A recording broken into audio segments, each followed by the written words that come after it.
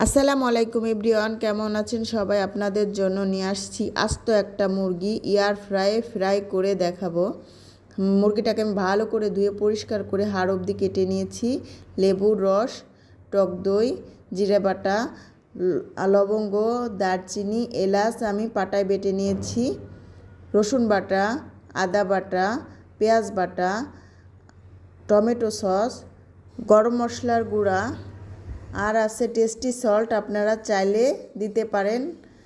আর আছে red chilli, আর আছে লবণ, পরিমাণ মতো লবণ। রেড চিলিটা আপনাদের বাসায় না থাকলেও সমস্যা নাই, আপনারা গুঁড়ো মরিচটা ব্যবহার করতে পারবেন। এখানে দিয়ে দিচ্ছি 1 টেবিল চামচ সয়া সস, দিয়ে দিব 1 টেবিল চামচের একটু বেশি সরিষার তেল। এই মশলাগুলো আমি লেবুটা উঠিয়ে রেখে মশলাগুলোকে ভালো করে মাখিয়ে নিব। ভালো করে হাত দিয়ে, আপনারা চেষ্টা করবেন হাত দিয়ে ভালো করে ফেটিয়ে মাখিয়ে নিতে। সুন্দর করে ম্যারিনেট করার পর আমি দিয়ে দেব মুরগিটা দিয়ে আমি উপর দিয়ে লেবুর রসটা দিয়ে দিব। ভালো করে আমি লেবুর রসটা মুরগির গায়ের উপরে দিয়ে আমি মাখিয়ে নিয়েছি। চলেন এখন যাই মুরগিটাকে গায়ে হলুদ দিতে। আমি মশলা দিয়ে সুন্দর করে মুরগিটাকে কাটার ভেতর দিয়ে আমি মশলাগুলো দিয়ে দিতেছি। আপনারা চেষ্টা করবেন এভাবে ম্যারিনেট করতে। যত সুন্দর করে আপনারা ম্যারিনেট করতে পারবেন, মুরগিটা খেতেও কিন্তু ততটাই স্বাদ লাগবে। আর সবচেয়ে ভালো হয় আপনারা যদি রাত্রে মুরগিটাকে ম্যারিনেট করে ফ্রিজে রেখে পরদিন ফ্রাই করেন, তাহলে কিন্তু খেতে দারুণ টেস্ট পাবেন, মুরগিটাও সফট হবে। আমি ম্যারিনেট করে আধা ঘন্টা রেখে দিয়েছিলাম, আপনাদেরকে দেখাবো বলে আমি বেশি সময় রাখতে পারিনি। এখন মুরগিটাকে আমি চলে আসছি এয়ার ফ্রাইটা আমি খুলে ফয়েল পেপার দিয়ে বিছিয়ে নিব। ফয়েল পেপার দিয়ে আমি মুরগিটাকে এর উপরে রেখে দিব।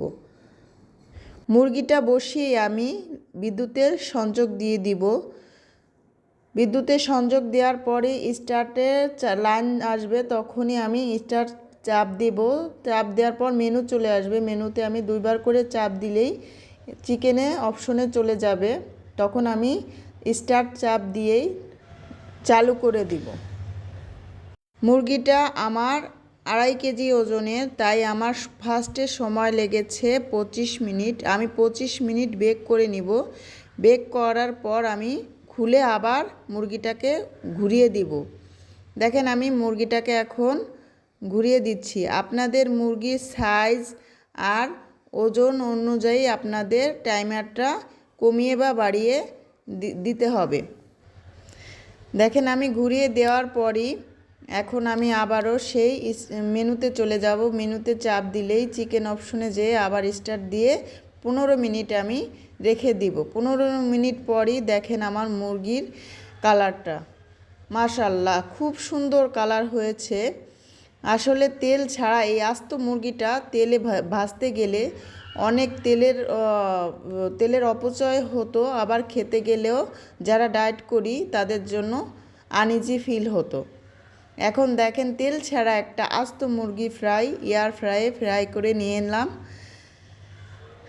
এখন আমি পরিবেশন করে আপনাদের দেখাবো। এটা আপনি নান, রুটি বা পোলাওর সঙ্গে খেতে অসম্ভব মজার। আপনি দেখেন আমি এখন পোলাও দিয়ে সার্ভ করে আপনাদের সামনে দেখাচ্ছি।